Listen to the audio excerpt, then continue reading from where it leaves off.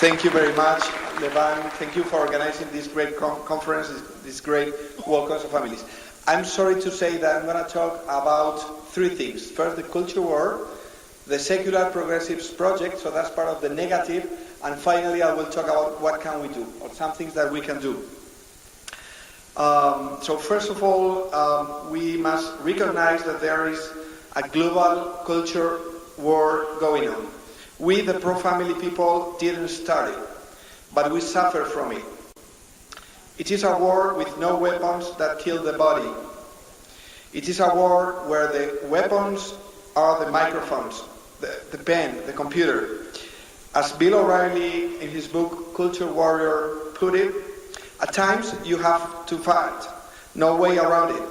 At some point, every one of us is confronted with danger or injustice. How we choose to combat that challenge is often life-defining. You can face difficulties head-on or run from them, or ignore them until they consume you. But no one escapes conflict, no one. So who are the two armies? Well, the conservatives, as Brian Brown explained this morning, maybe that's a word that can define our group, the pro-family people, the pro-lifers. And on the other side, the secular progressives, the liberals, the neo-Marxists.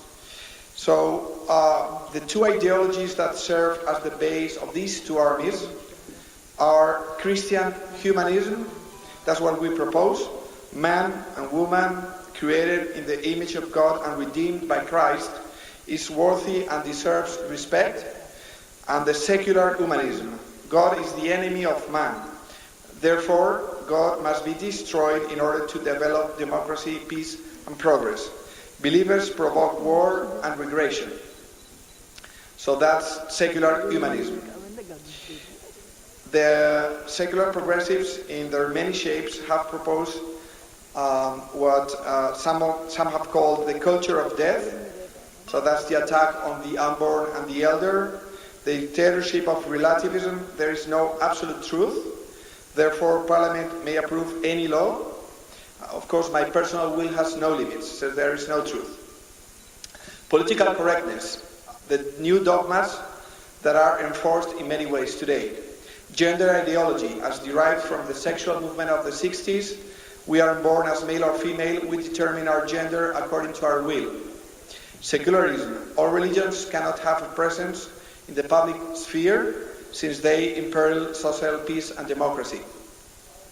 So who are the secular progressives? In this second part of my presentation, I'd like to talk about our opponents, those who want to destroy us and the ideas that we propose.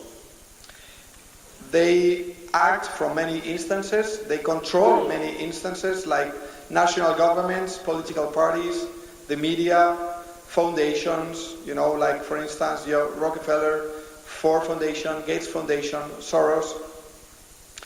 NGOs, I mean, they are actually an international movement.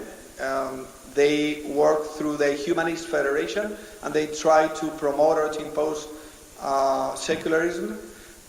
They act internationally also through Planned Parenthood, and they are part of their abortion agenda. They are the main organization that represents abortion interests, and of course the gay lobby, the homosexual LGBT lobby, and their international organization is called ILGA.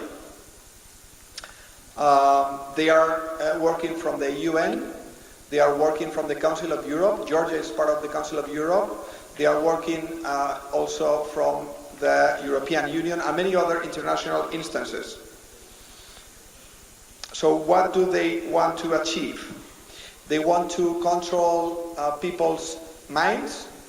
They want to have a defenseless and obedient society that cannot think by ourselves.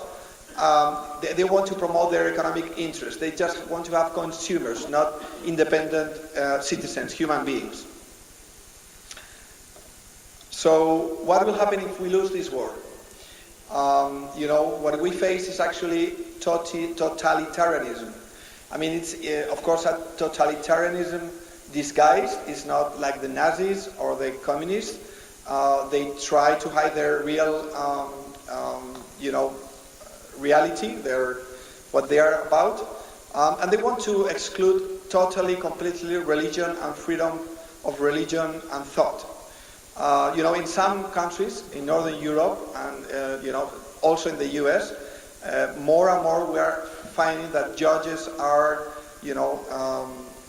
deciding to fine or even put in jail those who do not accept these dogmas of this new religion, I would say.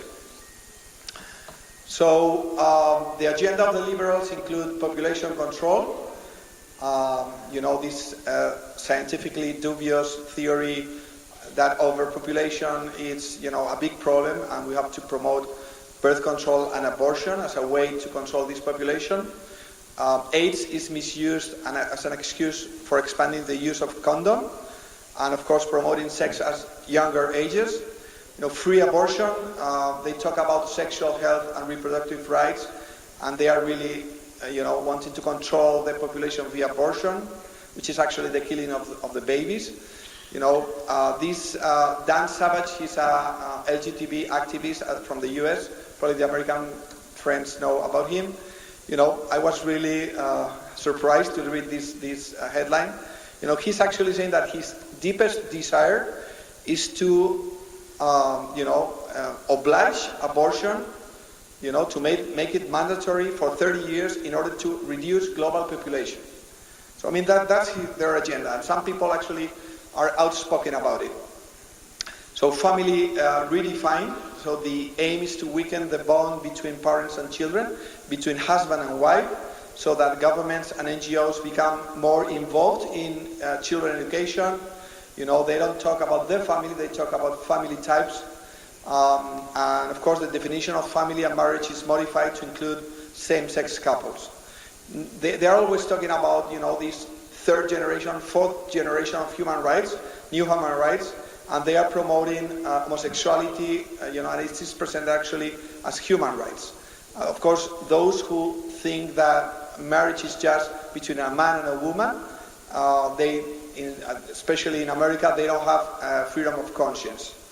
Abortion is also presented as a human right, so there is no, the human right to life of the unborn. So their main ideological ingredients are moral relativism, secularism, and gender ideology. So, they are actually trying to apply Hegel's dialectics and Marx's dialectics not to the working class or to economic relations, but to family relations. They try, to provoke, this fight between the husband and the wife, between the man and the woman. And they say that family is against women's interest. If they want to develop their personality, children will hinder that development. So there is a real definition of values that is occurring, at the conceptual level. They are inventing new words in order to promote their agenda. So instead of talking about abortion, they talk about voluntary termination of pregnancy. They don't talk about contraception, but reproductive health. They, talk about couples instead of marriage. Masturbation would be learn to love oneself. Sexual deviation is gender identity. All of these words and all of these terms and all of these ideas, they are being taught to our children in our schools, at least in the Western world, and more also in Eastern Europe and all over the world.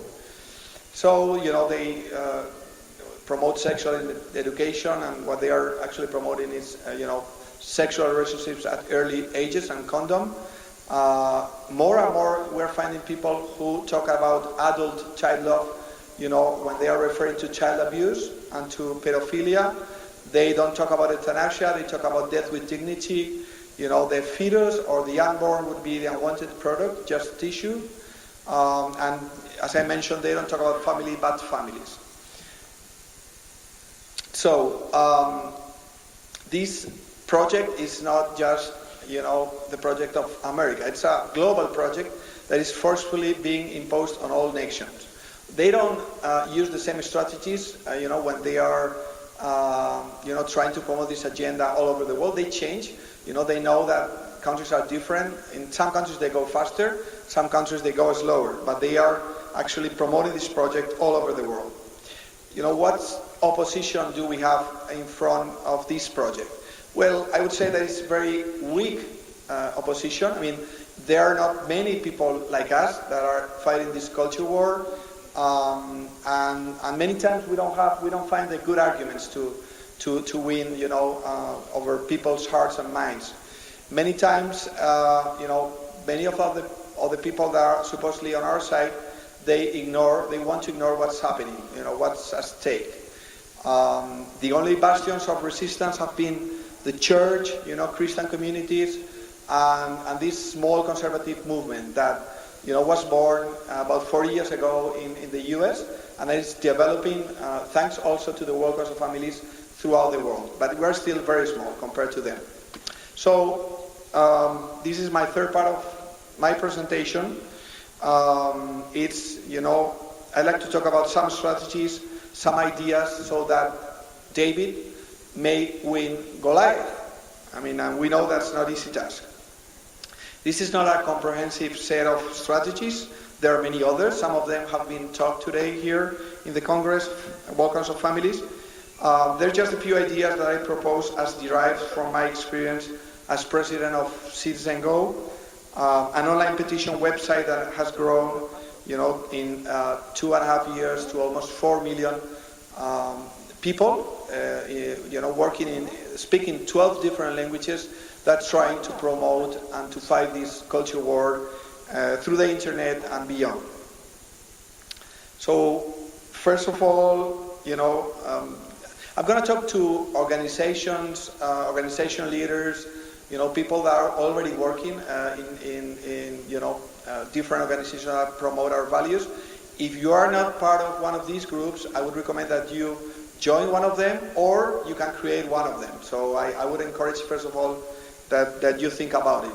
I think, of course, we have to fight this war individually, in favor of also of our family. But if we work together with other people, we'll be much more effective. So I'm going to talk about the forest and the tree. The forest would be, what are we here for? The causes and the values my organization or each of us defend. That's family, life, freedom, human rights, real human rights. It's also about the movement, of which our organization is part of. That's the conservatives, the pro-family movement. Also our mission, our long-term objectives of my organization. How do we want to change the world? Part of these long-term objectives include developing a much bigger, stronger, and effective organization. So this long-term mission and vision is probably the most important. And also, we have to think about the tree. That's the nuts and bolts of our actions, our short-term plans, the techniques that we use. Also, fundraising. We need, for sure, funds if we want to be effective in our job. And I'm going to talk a little bit about a few of these trees. But first of all, let me just ask you one question. Do we really want to change the world? So that's something that we must think about. So do we really win the culture war? Or we really think that that's impossible, that our opponents are too strong and that we will lose. We just want to do things, win a few battles, but at the end of the day, lose this war. Another question. How many people do we need to have a chance to change the world? I mean, it's, if we are 2,000, that's enough. Maybe 100,000, 1 million, maybe 10 million people, the world is very big. I don't know, but that's one question we should ask ourselves. How much money do we need to have a chance to change the world? 10,000, 1 million, 10 million, 100 million? More than that? So if you think that we are just here to do things, If you think that there's no chance that we could win, you are not going to dedicate a big effort in this battle. You are going to risk a lot. You are going to think always on the short term. On the contrary, if you think that we have been called to win the culture war, you are going to do a lot. You are going to sleep less. You are going to be persecuted. You're going to think in the long term. You are going to work to build strong organization, to help build a stronger movement. You are going to build a list of conscious and active citizens that share your cause. You're going to ask for funds. So, just another question. Mission, people, my organization, what element do you think is the most important of these three elements? Probably mission, what are we here for? What do we want to change in the world? Of course, we need the people. Mission and people will be probably the most important elements. Of course, my organization is just the intermediary between the people and fulfilling people's vision, which is my organization's mission. Of course, to fulfill our mission and also to be successful in fundraising, we must define what will be our organization's strategy in the following 3 to 5 to 7 years. So there is an American author called Mal Warwick. I encourage you to read him. He's not on our course, but he has explained, what would be the 5 strategies any organization must follow to be successful in fulfilling your mission and fundraising. And that's, growth, involvement, visibility, efficiency, and stability. I was going to explain all of them, but I think it's maybe too late, so I'll move forward. So, this is the 3-step process that any organization should follow in order to be, to build a movement of people that, that support and that, help fulfill that organization, its mission. And it's grow, nurture, and ask. That's what we do with CitizenGo. We try to grow our list. We try to make sure that a big number of people, know what we are doing, know about our messages, receive our communications, and participate in our campaigns. Second step, nurture that relationship. Try to friend raise, not just fundraise, but friend raise. So that means, we have to communicate with our people, talk about our campaigns, receive their messages, answer to their messages, maybe, organize events so that we can meet each other, so that it's not just a group of people, that participate in your organization's mission in a very significant way. People that like what you are doing, that like you, so that would be the second step, nurture that relationship. And of course, if we want to be successful, as I mentioned, you need money. So you should also not be afraid to ask for donations. So, and you should ask, as the Americans do, which is, with no shame, in a direct way, in a bold way. So, well, companies are also using this model. It's not my model, that marketing people have studied. So, if we are an NGO, you should build your list, friend raise, and then do fundraising. Of the 3 steps, I would say that friend raising probably is the most important. So it's not just, of course we need the 3 steps.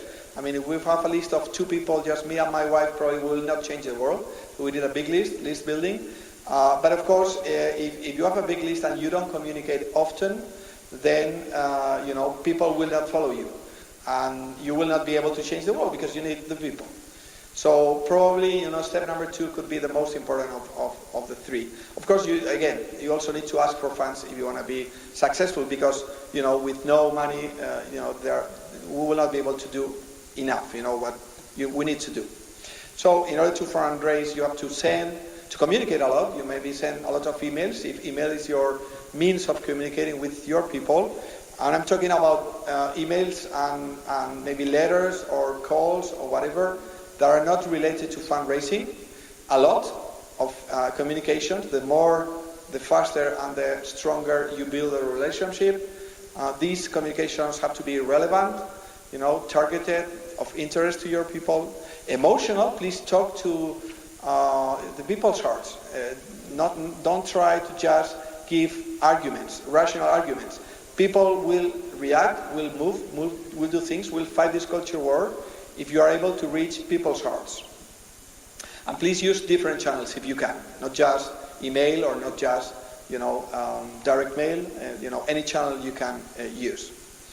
So, if you want to be successful in fundraising, send a lot of non-related emails, communications to your people. So again, I'm just going over our model, which is essentially we build a list via online petitions. That's how we do it. We activate our members and maintain them active. That's why we send so many emails with petitions, informations, and we ask our members boldly for donations to support our work. So that's it. I just wanted to finish, asking you, please continue this fight. We're going to keep fighting this culture war, and through the fight, thanks to the battles that we fight, we may become stronger until one day, God willing, we might help the conservative movement to win the culture war globally. So thank you.